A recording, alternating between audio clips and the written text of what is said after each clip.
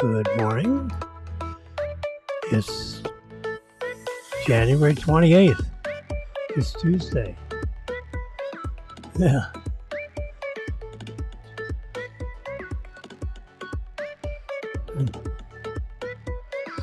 Now things have quieted down a little bit on the confirmation of Trump's cabinet. I'll show you again that outstanding page I saved. There you go, right there. As you can see, the 18 cabinet positions that require confirmation by the U.S. Senate. There are other positions also requiring confirmation that aren't cabinet level positions, like the head of the CIA, the head of the FBI, and other positions. But this list is restricted to, if you see on this list, which I'm shaking, look at number 10. See, Secretary of Commerce, Secretary of this, Secretary of that, Secretary of Housing, Transportation, Energy, Education. Yeah. Now, number 18 was confirmed out of order, so to speak. This is in the order of the succession to the presidency. But number 18 is part of the national security team. So they wanted Kristi Noem there, early on.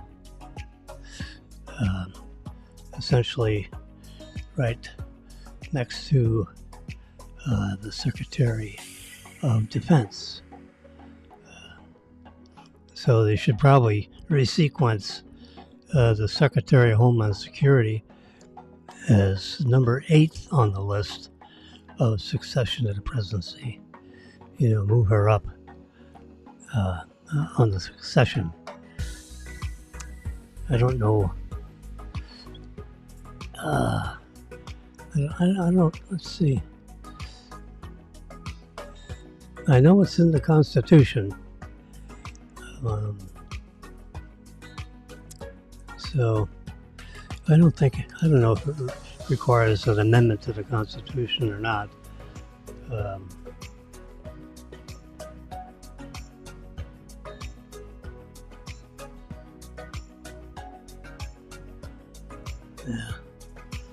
Anyway, so we're getting, let's see, Sean Duffy is later today. He's number 14 on the list. And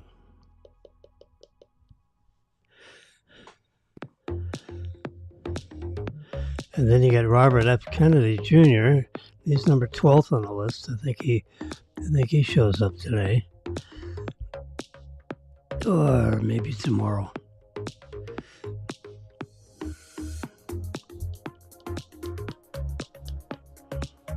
Anyway, so we've gotten past the really tough ones, which was, really important is the Secretary of Defense and the Secretary of State. So number 4 and number 6 on the succession to the presidency have been done.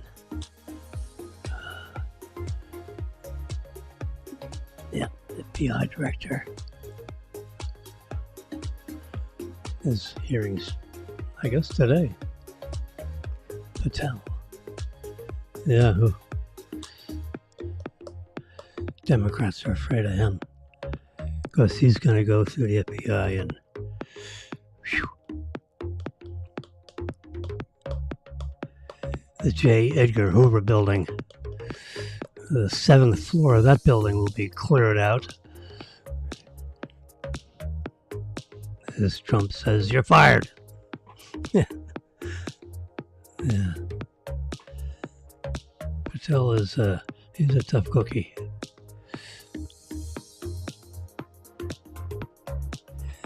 And he knows how to speak in a hearing.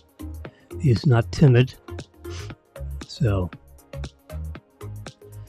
anyway, this list I update it as it happens. I got my little green pen already. I recircled all the little dots so they're smaller than little dots.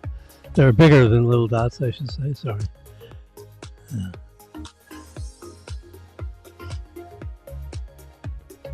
Anyway, we'll keep that list. 23rd. Okay. See, it's between the 23rd and the 24th. And I do these calendar inserts because it shows, the date. The date is like a dramatic picture. Oh yeah, I wanted to show you this. So here you can see, in case you can't exactly figure out who's who, here are pictures of the nominees of the cabinet.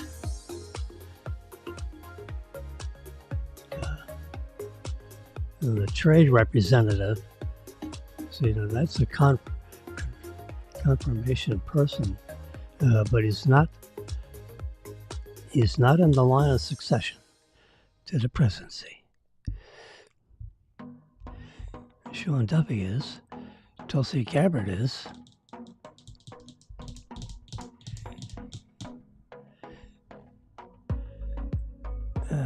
Not Kelly Loeffler.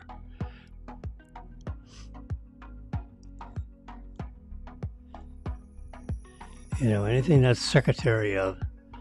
Yes.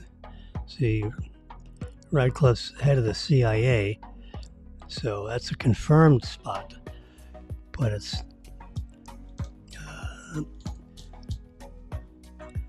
not a cabinet level position. Rubio is. That's cabinet level.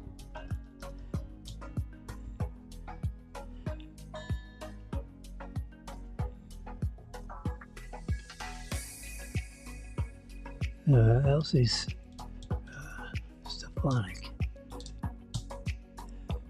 Trump, at one point, I thought, elevated the United Nations representative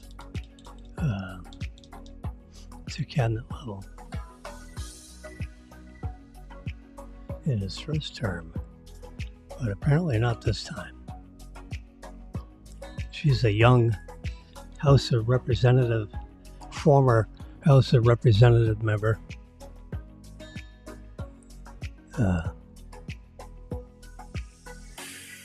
Who is,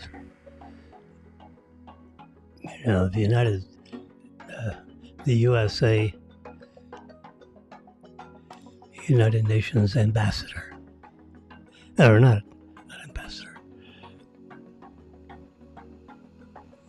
She is a representative in the United Nations.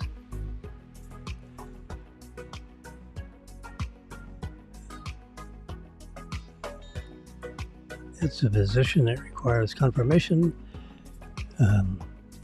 She has not been confirmed yet, but it is not a cabinet level position.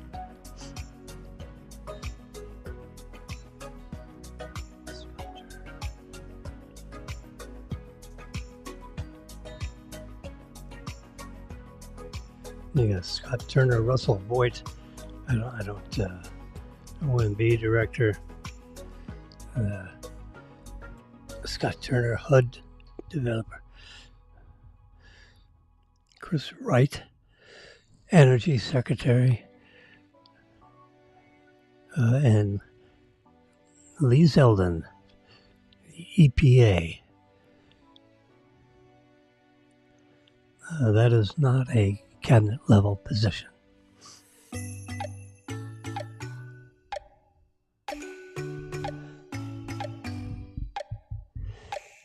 Yeah.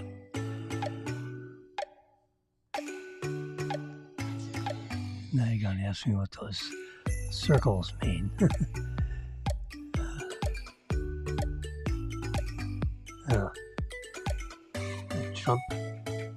Prior Trump administration person is with the green circle. That'd be Radcliffe down there. Oops. You got a media personality, which is Hegseth, 20-year veteran.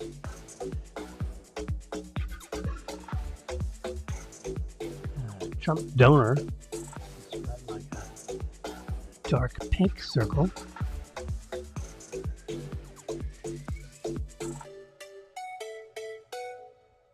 And then the another dark circle, dark pink circle, Florida origin. I don't know why that's important, but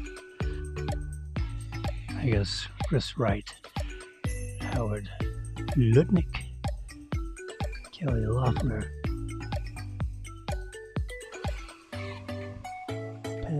Pam Biondi, yeah. Bondi. I don't know why I keep doing her name wrong. It's simply Bondi. Yeah. Circle gets the star.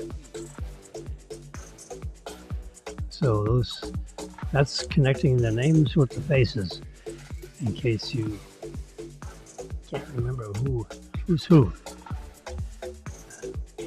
Anyway, well, I'll keep bringing up that list. We'll go to it often, particularly as they get confirmed. We got I think 5. I guess the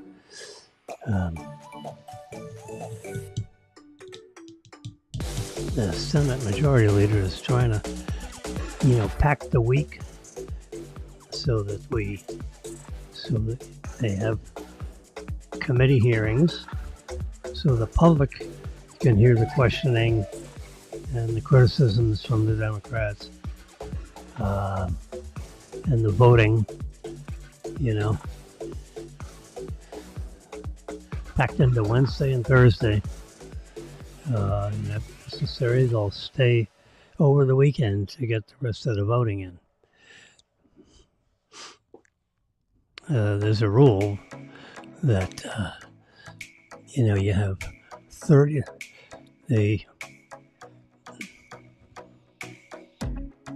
each party has the opportunity for 30 hours of debate, if necessary.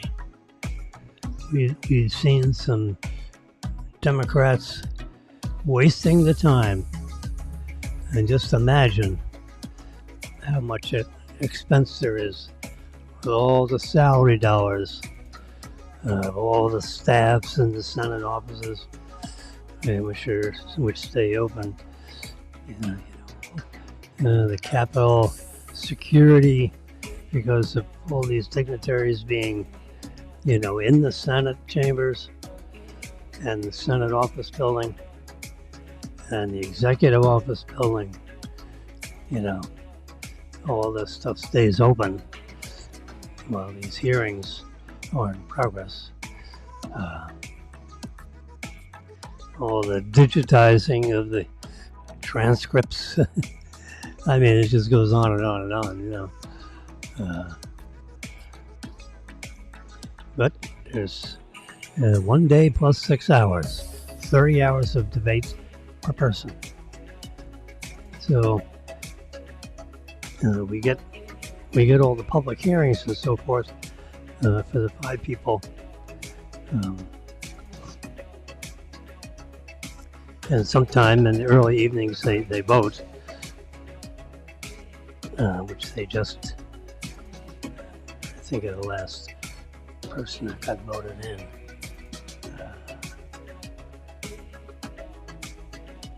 No, I think. Anyway, so if necessary, they'll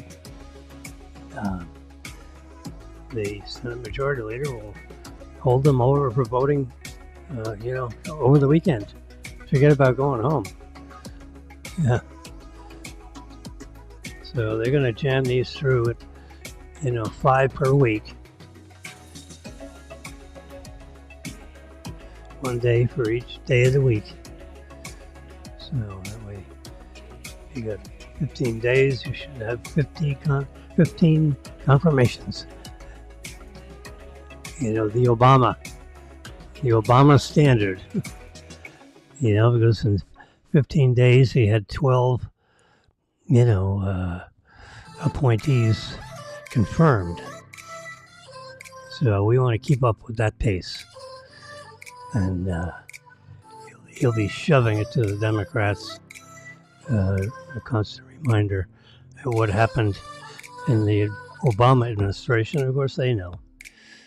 Yeah. Oops. There we go. So the High Court takes on the Catholic charter school case. And according to this article from U.S. Politics, the stakes couldn't be higher. You can see silhouettes of 4 of the justices, 4 of the conservative justices. Yeah. There you go. There's a story. Supporters of the charter school, charter schools and church-state separation. It's a tumultuous moment as the justices debate and hear oral arguments.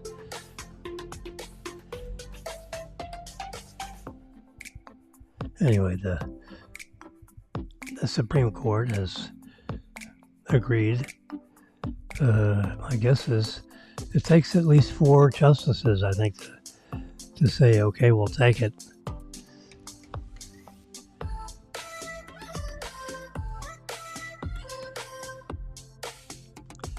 Okay. The President, Donald Trump, is allowing immigration raids at schools.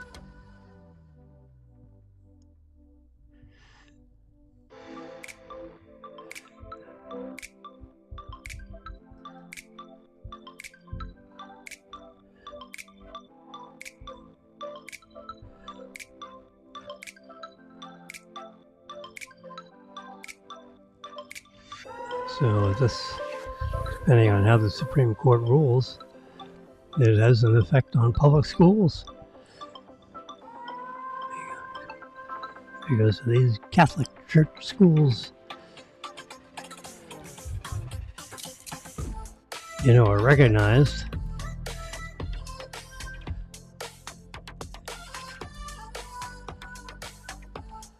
as all similar to all other charter schools,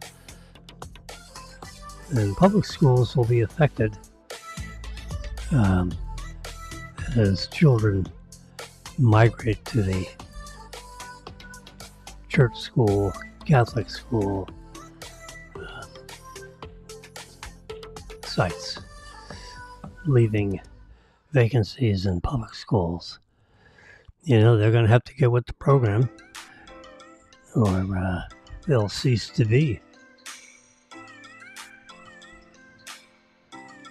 So apparently Elon Musk is displeased with Chief of Staff Wiles limiting his access. Susie Wiles. So that should be interesting to see how Elon Musk responds to being subject to limited access.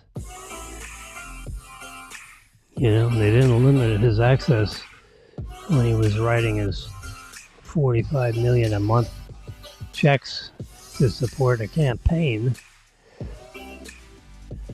Apparently those checks are being deposited. Have all been deposited. Because, they're starting to limit his access. So, I guess he has an office in the executive office building, which is adjacent to the White House, but not in the White House. I think he expected some kind of an office in the White House. And he may get after Trump and say, I want my office in the White House. So scrape the name off that door and put me in there. This is where I want to be. That day hasn't come, but it could. Because he certainly is influential.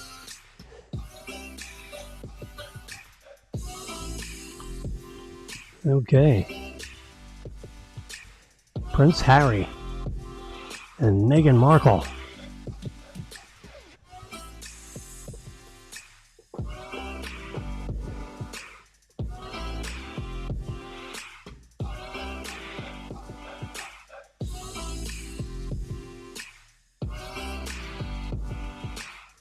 I think Prince Harry wants back in the royals.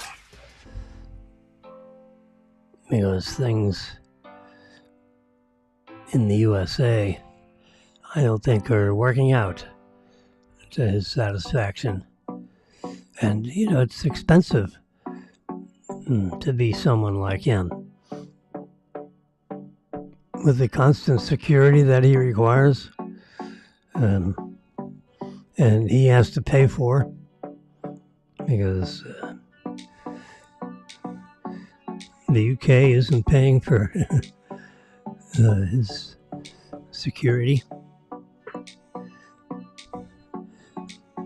The son of Princess Diane, and Princess Diane was the former wife of King Charles.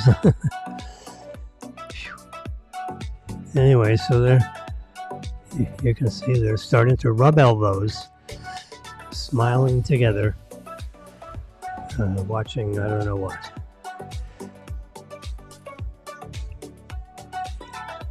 So my guess is just a guess, is that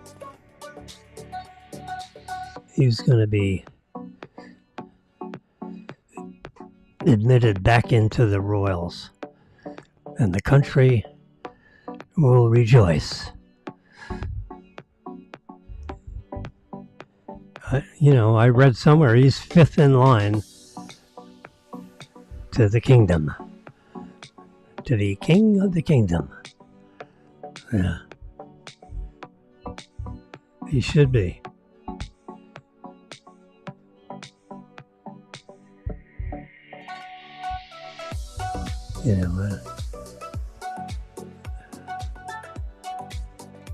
I don't know what was up with Princess Diane. She was hanging around with a Saudi,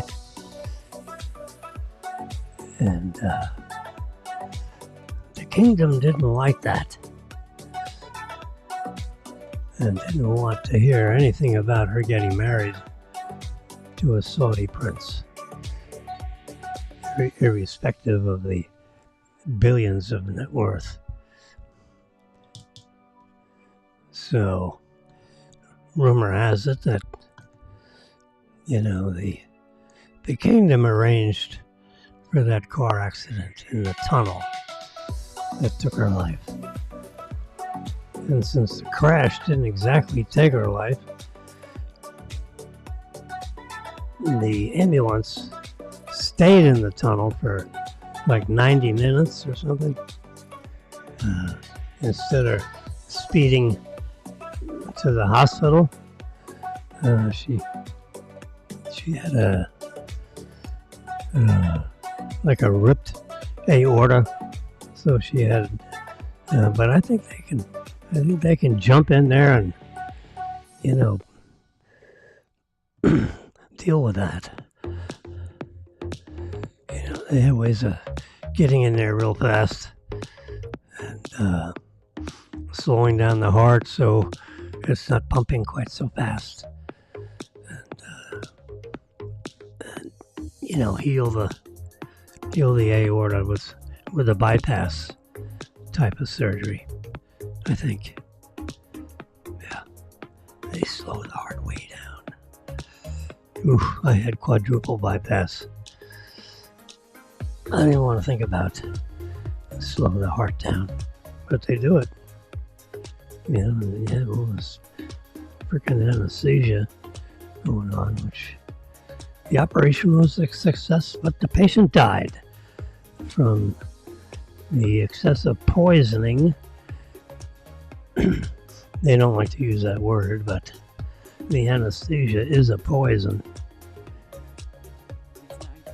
And it gets all your life signs down to subnormal levels, just enough to keep your organs alive.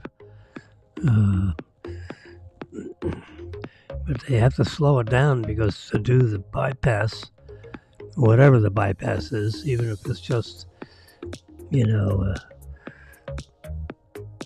ancillary artery as opposed to the aorta, that's real serious. That is the main hose that supplies blood to your whole body. And if it ruptures, you have internal bleeding, which means that your blood is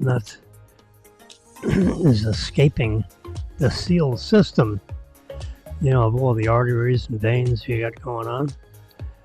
And if that sealed system ruptures, you can bleed internally as opposed to bleeding on the floor. And that's an easy way to die, especially from an explosion type of event with a tremendous, what do you call it? The explosive nature of a very serious crash, an accident, where there's a lot of forward motion stopped, even if you're comforted by pillows. The force on the body is so terrific that if there's a little tiny, not a leak, but just an imperfection in the artery wall, it can pop. And if it bursts, you have internal bleeding, so you got to get in there and stop it. And the little I know about the topic is the one thing they would do is they would slow the heart rate down. Well, they got to get in there and chill the heart. Meantime, they got to grab a hold of that aorta and put something around it, like tape. The functional equivalent of electrical tape. While they arrange a graft, I think. Some kind of a graft. Or maybe the aorta is big enough where they could, sew the leak closed with sutures. That could be a possible treatment. Is sew it up. Maybe sew it up and put masking tape all the way around it to give it support. I don't know. Like I say, I don't know the fine art of, surgery like that.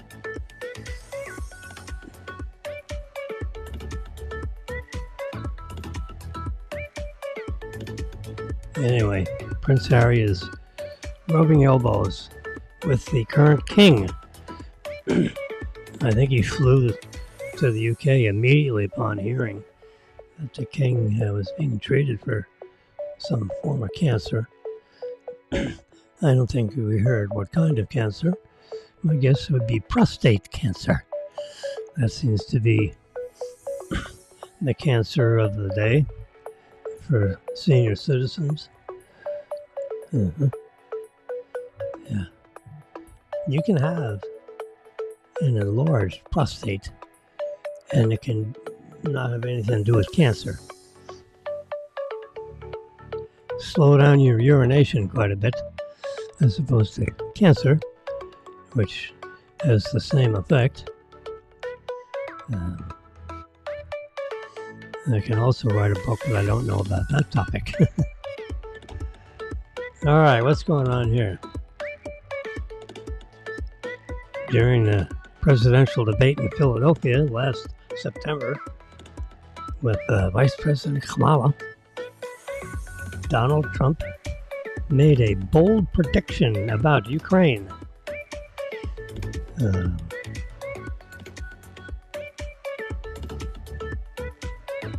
He says it's a war that's dying to be settled.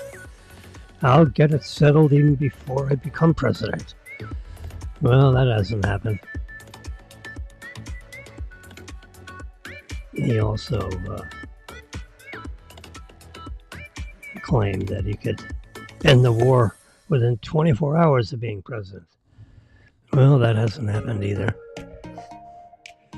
So now it's a couple of weeks, and he's signed, I believe he has signed over 330 executive orders, commonly known in White House circles as EOs. Do we have an EO on that? We have an EO on this. Anyways, so 330 of them, over 330 of them. But now that flurry of executive orders is being digested and affecting all the federal agencies pursuant to those executive orders, he can start turning his attention to Ukraine, which is a horrible shame because that war, what's going on here with epidemic is, oh, there we go. It was one notch too high in my main superstation here, the magical Mac computer that operates this Simulcast. I don't know if there's such a word as Simulcast. Anyway, it's a simulcast. That word exists in Webster's dictionary. And it's working to broadcast live video, high definition video of this conversation over Facebook Live, YouTube Live, which has become one of my favorite channels actually, and Twitter Live, or now referred to as X Live.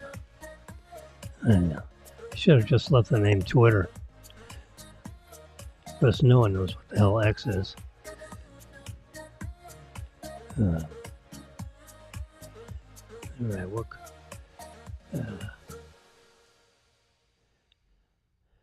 Senator Gary Peters will not run for re-election in Michigan, opening a key Senate race in 2026. Democratic Senator Gary Peters has announced, as breaking news on the Associated Press, that he will not run for re-election in Michigan, which is opening up. All kinds of people are going to start figuring if they can, become a senator of Michigan. Yeah. Ramaswamy, I see his name, but I can't pronounce it. He is stepping out of Doge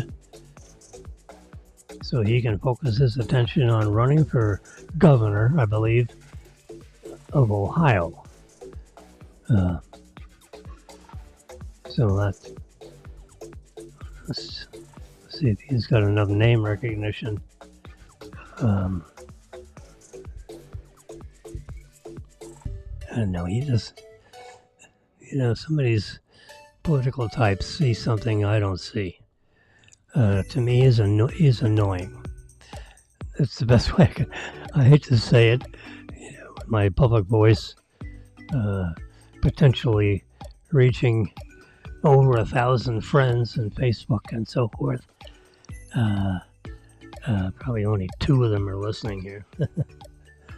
But Ramaswamy just doesn't, as soon as he gets into speaking on television, I flip the channel. I don't even want to hear him. He's the best.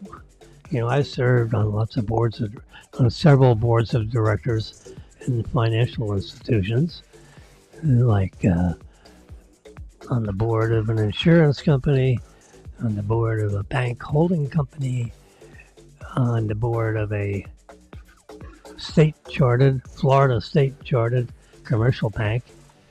These are all serious positions and requiring, federal and state approval.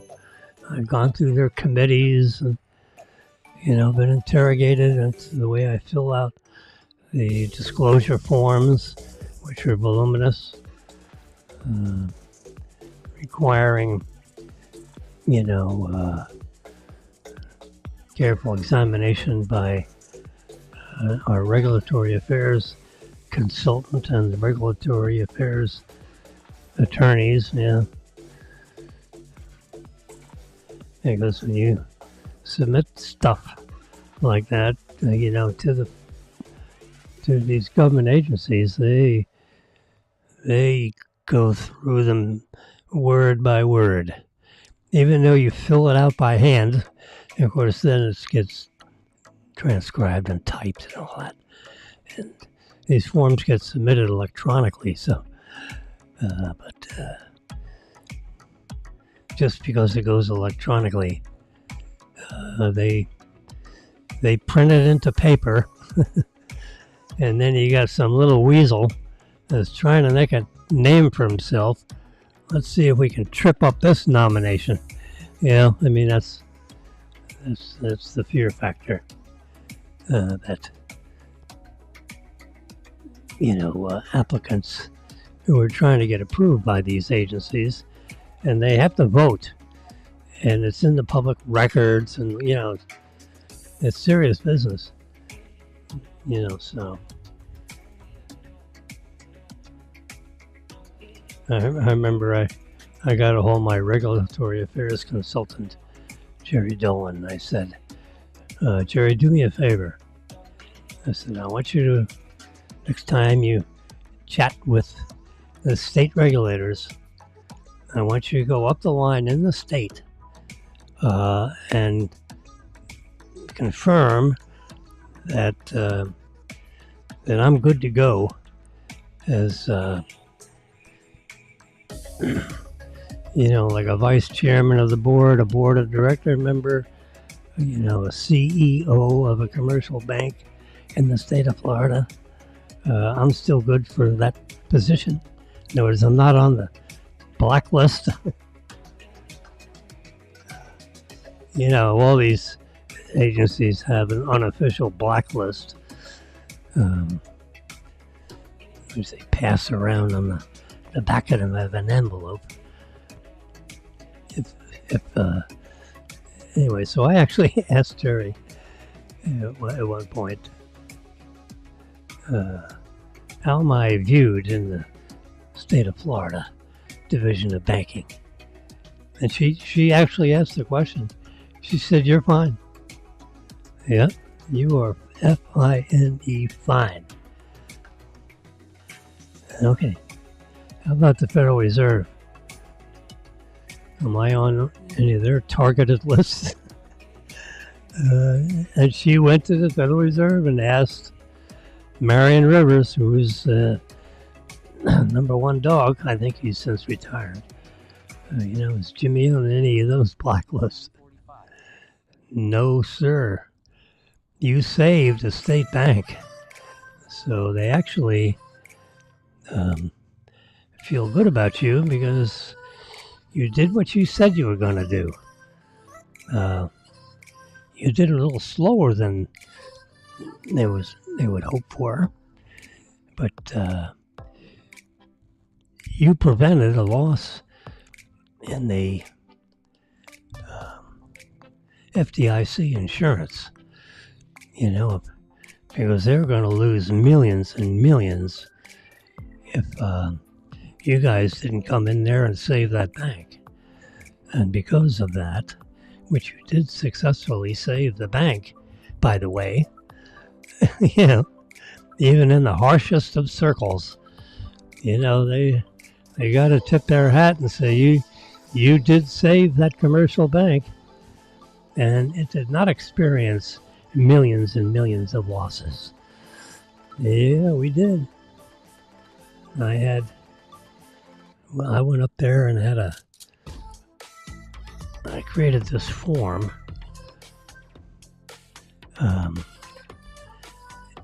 It was a one-page, not back and front, just a front page.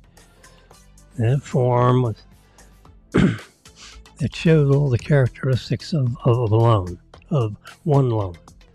So I had it such that this page was on the stapled, connected to the front of every sided asset in the commercial bank, which we took control over. We literally, it was like a patient that was on open heart surgery, and we took those surgeons off the case, and we went in there and grabbed that heart, and it was still pumping, but weakly pumping, because we took control of it literally on Thursday, and the FDIC was going to take control of it on Friday. They would have put the sticker on the window, I think Friday at 5 p.m. That orange Dayglow sticker would have been on the front door of Florida First International Bank of Hollywood, but no. Jimmy and Phil came in and saved the bank, and we put $1 million worth of capital in that sucker on Thursday, at like 1:30 p.m. That cashier's check I believe it was a cashier's check. Yeah, because I remember ordering the cashier's check and having it in my little fat hands, and I stapled it. I folded it in half, and I stapled it to my pocket. So it wouldn't blow out of my top pocket. You know, in your shirt pocket, you got a little pocket there where you can put a hanky. Well, I had $1 million cashier's check because on Thursday afternoon at the close of business, we tendered that $1 million cashier's check into the capital and reserves of Florida First International Bank. We immediately changed the name to Southern Security Bank. It may have been of Hollywood. I think it probably was. Southern Security Bank of Hollywood. Yeah, a unique name. It had to be of Hollywood. Let's see. We had a problem with something about the name.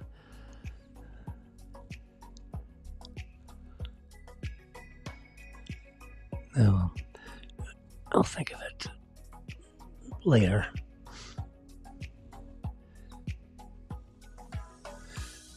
It has something to do with the division of corporations.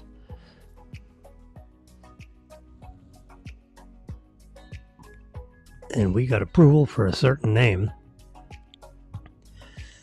And I think Security Bank. There was a Security Bank, and then we were Southern Security Bank. That's different. Anyway, I'll have to think about that. It's not important.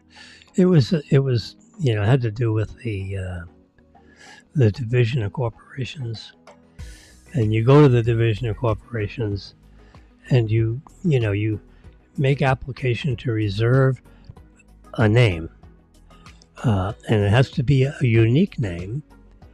It can't be someone else's name because you both can't have the same name. So the division of corporations gave me approval to have a certain name, and I reserved it 2 years in advance. And then by the time I don't know what we were doing, but we were getting ready to utilize that name in some way.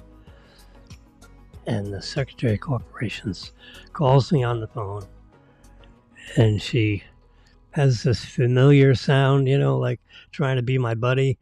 And I said, all right, what's going on? What do you need? What do you need from Uncle Jimmy? Well, remember that confirmation I gave you with the name? It has to do with security, Southern Security, whatever. That name already existed for another big bank. So you're going to have to give up that name. I said, I can't give up that name. I got it all over the place. I get it on applications for that. And then she went on and on how this is really a problem for them. And I could really, it could seriously damage, even my employment with this. I don't know whether this is a Washington office or a Tallahassee office. Was it restricted to the state of Florida? Anyway, this is what I get. I'll have to think about this for a while, see if I can clear the cobwebs. Anyway, the bottom line is I acquiesced and said, all right, you can have my name,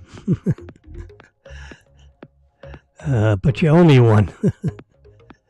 How are you going to collect on owe me one, from the Division of Corporations of, I think, the state of Florida and Washington, D.C., and, she was on, oh my God, she's so apologetic. I'm so sorry, we had stationery printed and everything. I mean, we had all kinds of stuff I had to trash. because she gave my name away. She didn't. She made a mistake. She shouldn't have confirmed it. She assured me that someone else had the name, and there wasn't a tick mark. You know, when you have all these names listed in this database, it should have had a red check mark on it, meaning this name is in use. No one else can use it.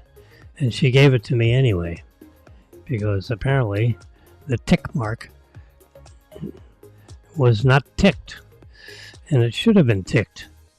And that's what she went on with this long explanation, which she volunteered after I said, all right, I'll give it up. My people aren't going to be happy. So I think that's why we had to put Of Hollywood on this Florida bank we took control over. That's my instant feedback on that story, which I'm sure you were not interested in. Okay. That's telling me that there's an update. You tell me I didn't update. No, look at that. See, there's my notice up here. It says software update tonight. So a quick software update here, and it should, 18.3. That's important. Yeah. So if I go back here and I hit the about, and then I go here. So there is a revision to 22D60, which when the numbers, that's actually a smaller number. When it's a bigger number, more digits and so forth, then it's like an interim update, and they're closing up, but haven't closed some other software issues. Anyway, but we go back again, and we can see there is a software update that is available. It's scheduled for this evening.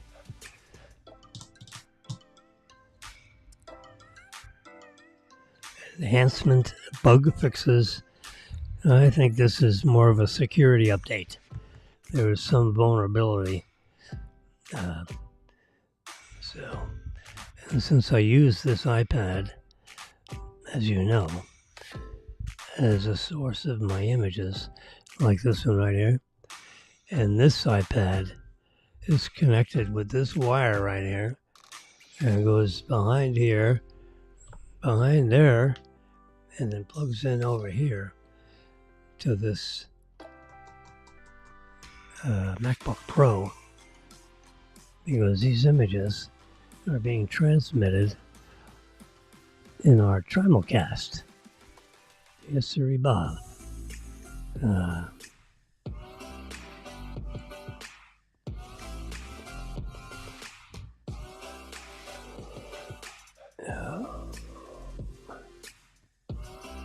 Anyway, so Trump, you can see him talking to Zelensky. And they've lost, it has up to 600,000, Ukrainian young men have been killed in this conflict with Russia. And they've had 500,000 men killed. So there's over 1 million young men, an entire generation of young men have been murdered in this multi-year conflict with Russia. And Russia's trying to take over, 30% or more. They thought they could hammer the entire country with a shock and awe kind of march on Ukraine. And the Ukrainians were able to, hold and fight back the Russians. I think the pressure right now, there's like intestinal pressure. We've held it in long enough, and now it's, the Ukrainian issue is explosive, literally. And Trump has got to get in there and figure out a way of,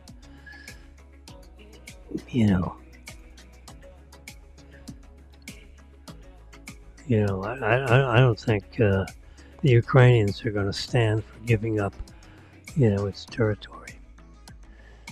So we'll see. I'm seeing in the delayed broadcast above here is how the Wilson factory. And you've got those ladies sitting there sewing up the balls, the official footballs for the Super Bowl. And make up hundreds of them.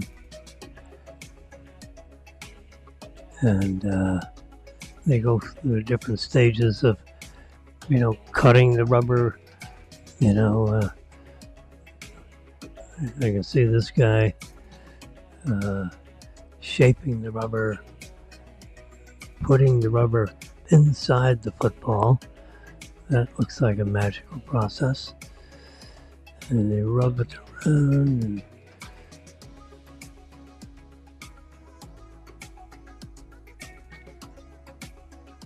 So there's a liner, apparently, that's put inside the football. And then there's, the rubber part where the inflate is inserted. This guy's pretty tough in the way he deals with that. The cushioning material. And there's a completed football. And this Super Bowl, it's this 2-week period between the playoffs, the Chiefs and the Eagles. Super Bowl, February 9th at 6:30. That's apparently a Sunday. And I have from high circles of people within Disney that said the best time to go to Disney World is Super Bowl weekend because there ain't no one there. They're all watching the football game. And so if you want to get in there and do all kinds of neat things and, get in, good hotel reservations, with the, on-campus hotels. You stay there a week, it costs you about $10K. Yeah. For a party of 5 or 6. My daughter Robin actually got into the Disney people, and we want reservations at the Grand Floridian. She said it will cost just under $11,000 for a 2-bedroom suite, and we can make it happen in March, in celebration of Jimmy's birthday. So Robin told me that, and I said, you don't have to spend that kind of money for my stupid birthday. That's crazy. Why don't we just come up and visit you guys in your new house, and that visit in your new house will be celebration enough. With the boating that we can do, because you got a boat. Your ex-husband didn't grab your boat, apparently. Yeah, he made out like a bandit. He grabbed about $400,000 from my daughter, which is terrible. They had 2 houses, she had to give up on them. And there was $400,000. Oh, so that's $200K. So he walked off with about $250,000 worth of value in a house that's right close to Washington, D.C. And he'll sell it, and make the money. But Robin's got another house. She put him on the title, which was a huge mistake because the guy was a jerk. Beat her up, threw her against the wall. She was in the hospital for half a week because of his, beating her up. What kind of crap is that? West Point graduate. Whew, terrible. 15-year veteran. But I didn't like the guy from the first time I met him. I said, Robin, she wasn't married yet. I said, Robin, this isn't going to work. That's all I can say. Lots of luck. Find a way to make this not happen. She spent 10 years with him before she dumped him. Yeah. Threw him out of the house. And said, get out of here. So that's what happened. But he still had the key. She could not get the keys away legally. So he still had access to the house, but was not in it. And then, obviously he ended up with. So he had access to both houses during the divorce period. But when the divorce was in effect, he had to give up the keys to one house, and she had to give up title to the other house. Yeah. So he got off the title in the Arnold, Maryland house, which is on the water, on a navigable waterway, which would look like a river, but it's not a river because it has an end. But, the water goes in, the water goes out. There's a tide, a brackish water. I'd call it a canal, a wide canal, from what I've seen. It's nice, It's got all the birds that hang around, the egrets that hang around waterfront properties, and sits on the poles, of your dock, crapping all over the wood. And every couple of days you gotta hose it off, or else it turns into cement. Yeah. So we'll be staying there for a week. Wake up call.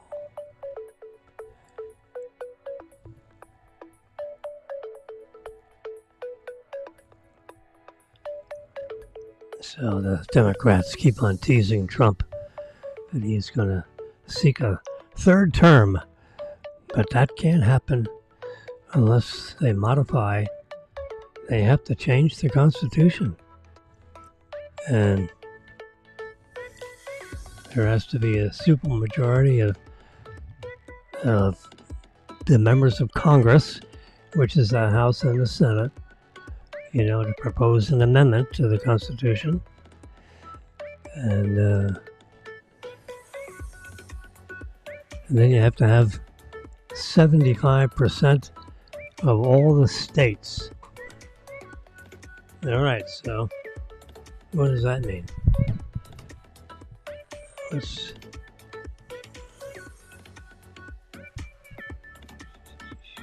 I'm getting my trusty calculator around here.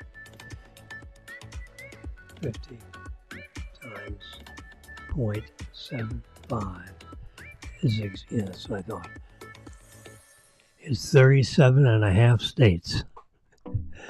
Now, I guess you have to round up. I don't know, either round up or round down. I'll have to look it up in the trusty Constitution. I have one right here. I have a couple of booklets handy that I can hand out.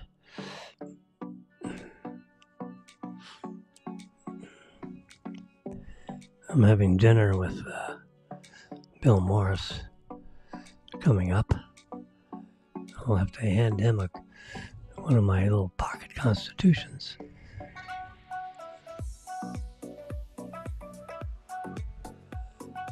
So Fetterman, one of the senators, one of the two senators of Pennsylvania, Fetterman, he beat Dr. Oz out in a very highly contested senatorial contest 2 years ago. And Fetterman won, even though he had a stroke and couldn't speak or think properly for quite a while. The first 6 months of him being senator in Pennsylvania was a little touch and go, whether he could really comprehend what the hell was going on in the Senate. But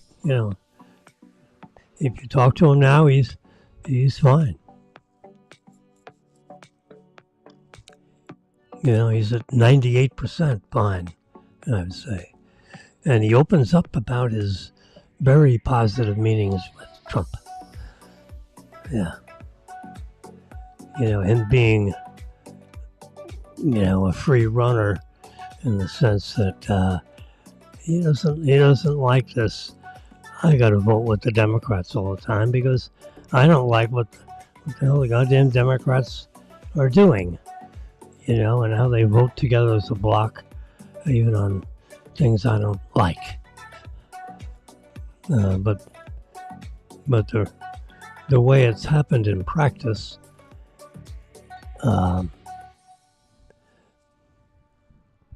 he votes with the party. Anyway, the Senate is opening up hearings on the Panama Canal situation. And Trump wants to basically take it back because Panamanians aren't handling it right. And Jimmy Carter shouldn't have given it away in the first place. So we're going to ungive it. That's what all those hearings are going to be about. And, the Senate has a majority, 53-seat majority, but there are a couple of lady senators, I'll put it that way, don't go with the flow. So the question is, will the United States take back the Panama Canal, which needs repair? And of course, then the U.S. will have to pay for it, that repair.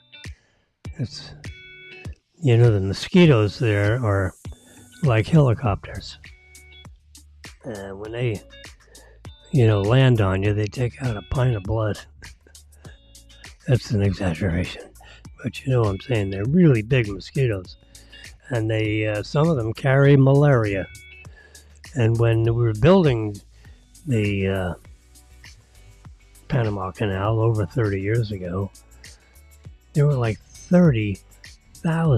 over 30,000 of the contracting people, which included our armed services people, died of malaria.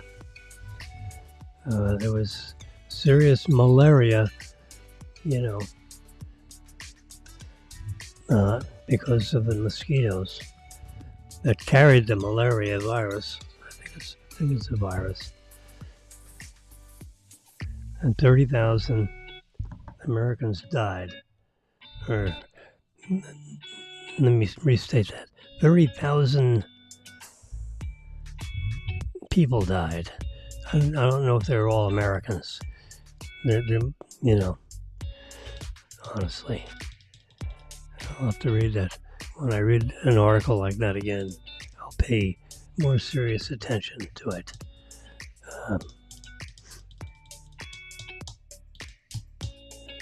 So the Senate is conducting hearings on this matter with the Panama Canal and the effects on the U.S. economy and the ships that flow through that canal are being charged excessive fees, and the fees are not consistent with what they're charging the Chinese to go in and out of that canal. And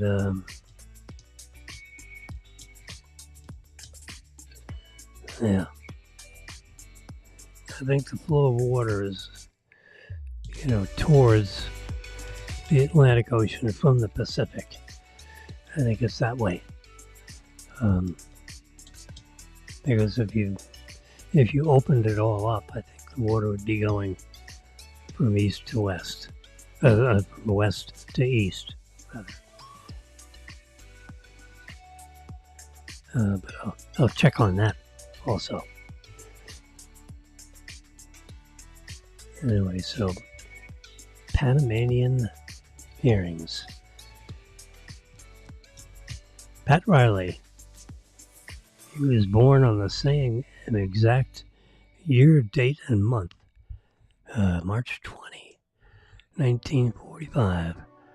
So Pat Riley is all yanked out of ship because a certain basketball player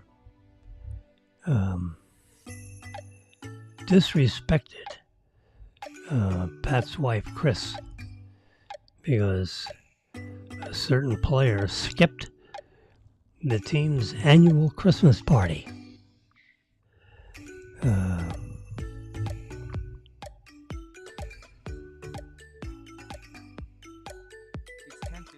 And Jimmy Butler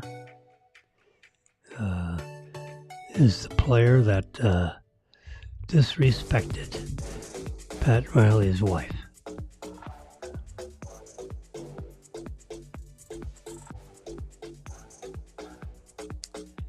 So the current situation points directly at Jimmy Butler, is the person that disrespected Pat Riley's wife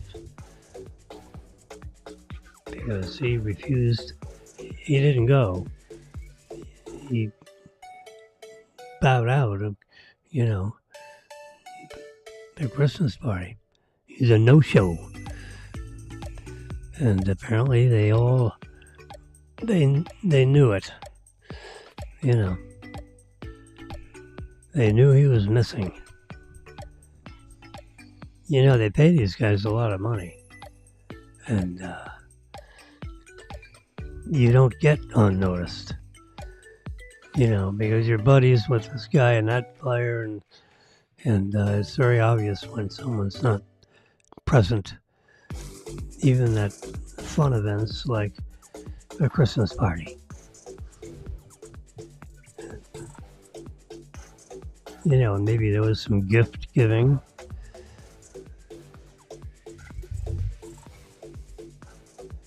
That's a molecule of some sort. I think I forgot to enclose the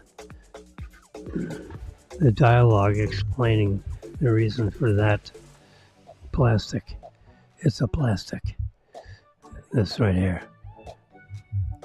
It's not organic. And as a biochemist in training, I'm a trained biochemist, let's put it that way. Many years ago, however, and I am misremembering. Here is a word I've heard, I am misremembering what this molecule is. Yep, I see. It's an alternating carbon bond, probably. And it's made out of a petroleum product, my guess is. And I do not have I don't see the article about that. I'm misremembering it. Yeah, so when I was racing through all the potential stories of newsworthiness, I can't tell you about that molecule And I know it breaks your heart that I misremembered it.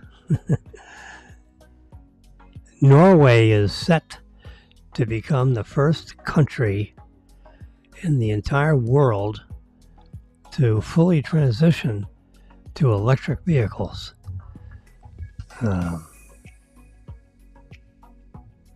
No more gasoline and no more diesel engines permitted in motor vehicles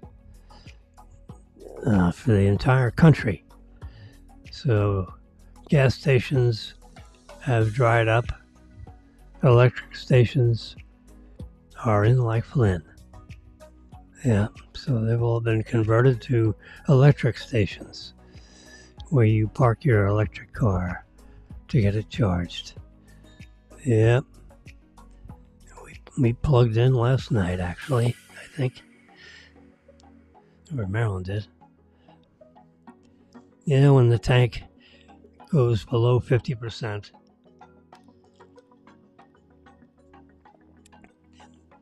plug it in. I don't like to get to 20%. 80% empty. Put it that way. So when it gets, after driving for a day, which isn't a lot of miles, when it gets below 50%, so I was going to remind Marilyn to go in and plug in, but she's aware enough of the state of how much energy we have in the fuel tank. How about for those vocabulary words? Since I have to transition myself away from a gas tank to an electric tank. I don't like to use the word battery, because it's a bunch of batteries. It could be thousands of them. There could be many thousands, depending on the size of the battery. It could be a bunch of planks. It could be some kind of a polymer, dry electrolyte batteries. So since the battery configuration, is about to change or has been changing,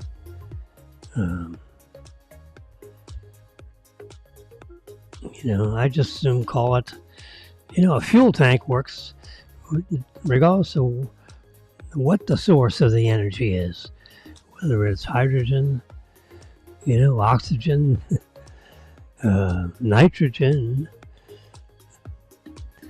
or whatever. So when the fuel tank gets, below 50%, we plug in pretty much either that day, that evening, or the next evening. Because then it could get below 40%. And I don't like that either. But I don't let it get, we don't have to let it get below, 30%. Because we have this plug that's right on the column of where we, our parking spot, which we have, I've swapped with my good friend, Dr. Brian. He's a neighbor. He lives in 815, we live in 812. So we're only a couple of apartments apart. He's a little more south of me in this building that's a rectangle. That's basically the ends of the rectangle are facing north and south. So the front face of the building faces east. And the other side of the building, which is an open open U-shaped building faces west. So we're in the north section of Royal Palm Place, which is, where our apartment is directly on top of 8 floors above Chops. So anybody that knows how to get to Chops knows how to get to Royal Palm Place, because Chops is a tenant of Royal Palm Place. And Chops has been in this building, for 15 years or more. This building was built in 2004, I believe. So, you got 18 or 19 years in this building. And I don't know if Chops opened, whether it's the very first tenant in the building, commercial tenant that signed a lease and operates in this building. Yep. So we're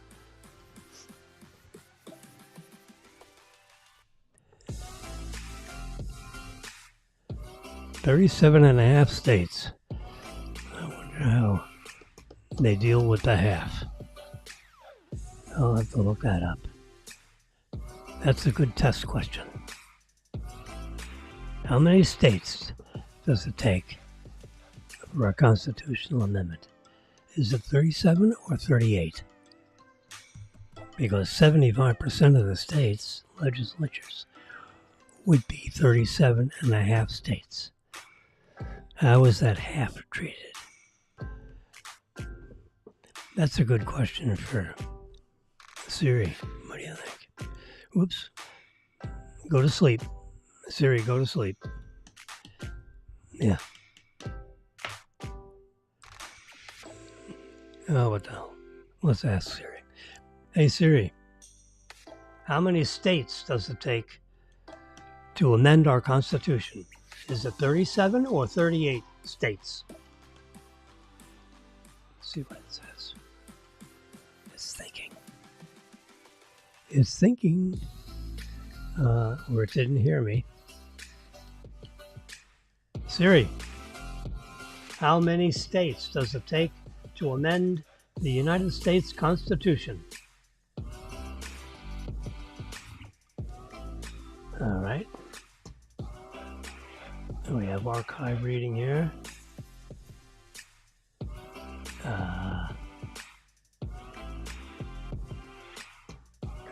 Constitutional amendment process.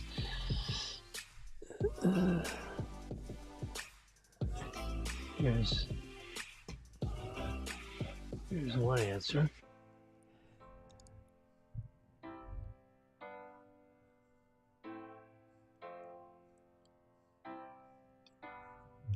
It's been amended 27 times, according to this article.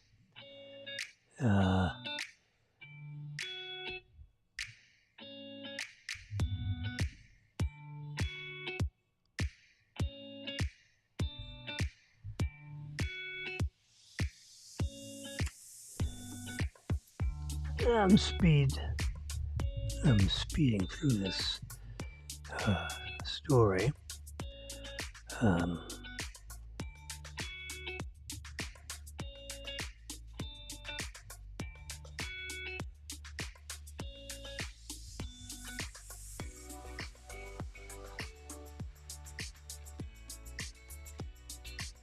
It hasn't happened in a long time. That article did not answer my question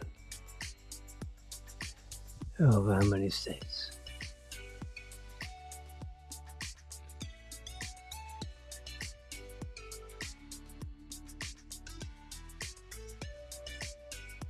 You're talking about states amending their constitution.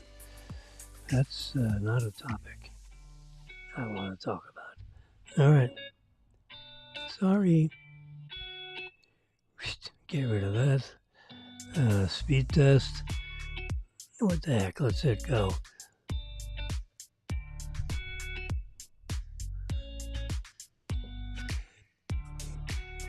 So that's the upload speed that you're watching. 130. It's way low. 135 bits per second, megabits per second. So this is 36 or 37 megabits per second upload speed. I need 8 to operate this online broadcasting live to you. It's measuring about 42 million bits per second. 8 bits to a byte. So we'll get a rating of 3. Yeah.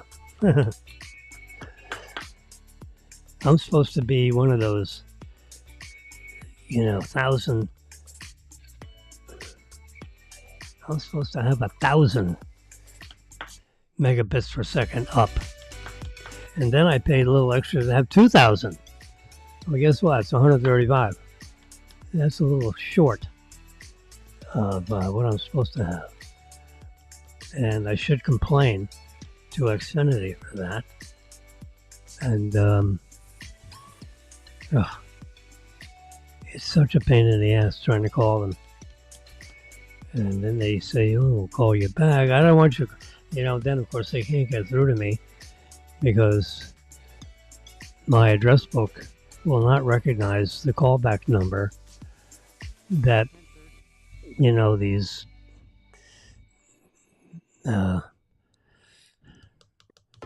you can't get to someone who knows what the hell they're talking about. And then it has to be escalated to a higher level person.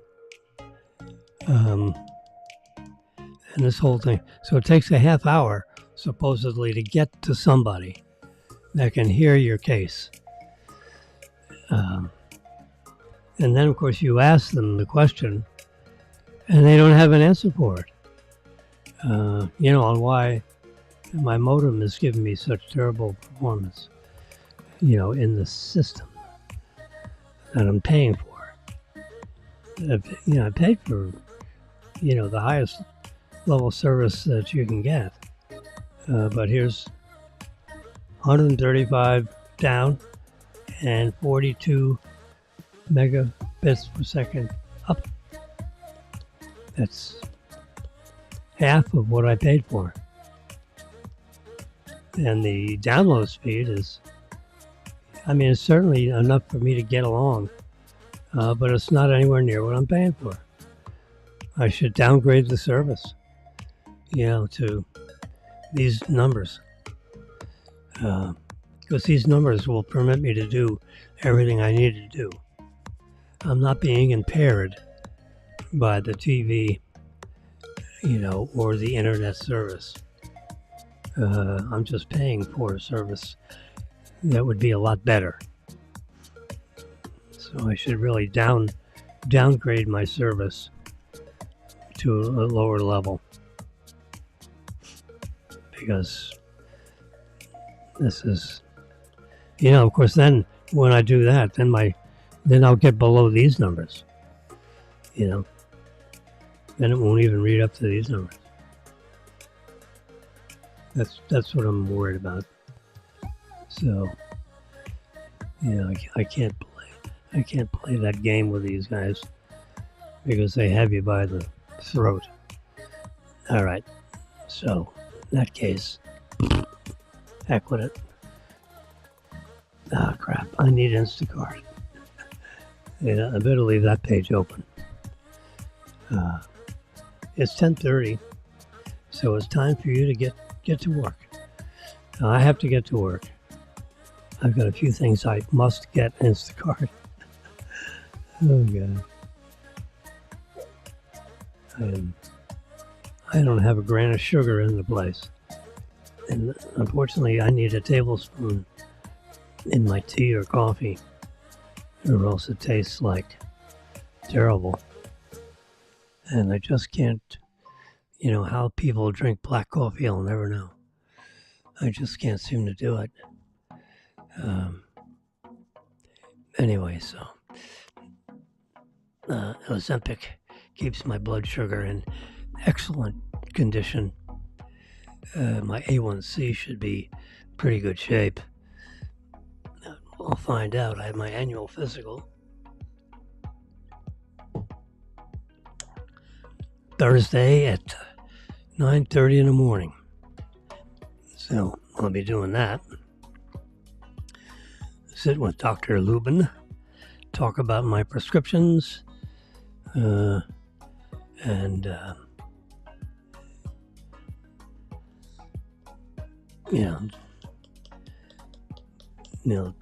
do my vital signs, listen to my chest.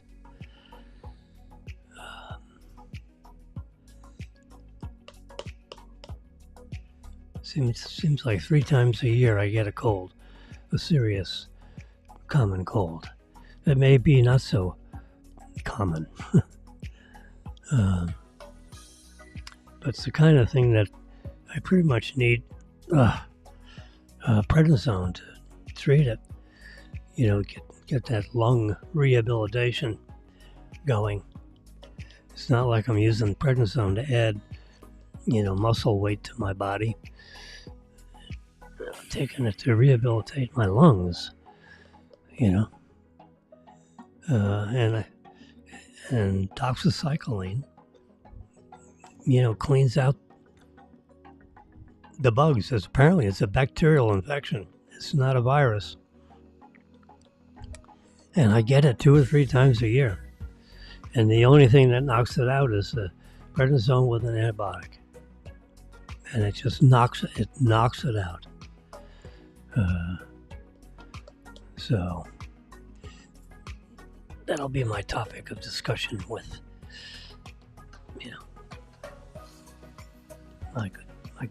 my primary care doctor.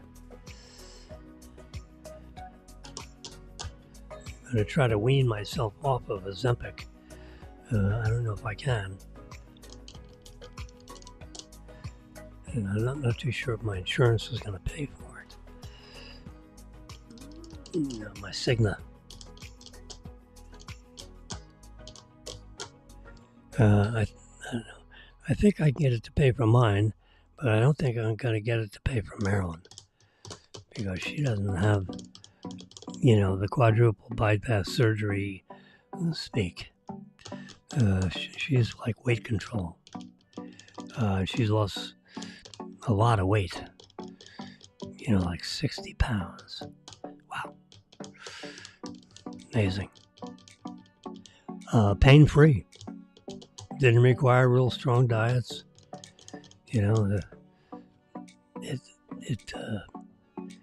You basically control yourself, and mentally and physically, and the weight's just gone. It's unbelievable. So she's back to a weight of 30 years ago. Marvelous. Anyway, so on that nice note, I've been yakking around here for an hour and 34 minutes. I don't think I talked about a lot of the things that I should talk about. But Wednesday, we can chit-chat again tomorrow, somewhere between 9 and 9:15. Be there or be square. And I wish you have a marvelous day. Have a good and fruitful lunch. And we'll talk to you tomorrow. Bye-bye.